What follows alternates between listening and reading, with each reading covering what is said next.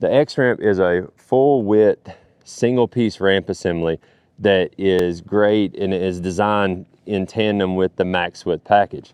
The cool thing is with the X-Ramp in the toe position and clamp down, you can use the full length of this trailer. As I was saying earlier, you can actually, with it clamped down, you can actually put pallets back here or be able to haul material and use the full top of the trailer. Meanwhile, you can see how it's sprung.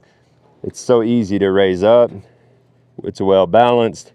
I can even let go of it standing there, and the ramp holds itself, so it's not gonna fall on you. A lot of looking at it, obviously, you know, you look at it and you're like, man, that's gotta weigh a lot. You don't want it to fall on you or something like that. So it's so well balanced that it's safe to handle, and then you just let it down. So the functionality of the X-Ramp for loading equipment, loading side-by-sides, ATVs, mowers, trucks, you name it. The X-Ramp is super versatile in that, and that's designing it. We wanted it to be a very wide, stable platform for being able to load such a variety, just a wide variety of different toys or vehicles. It's kind of a catch-all. The other cool thing, it can actually be, so it comes with a bar here that's stowed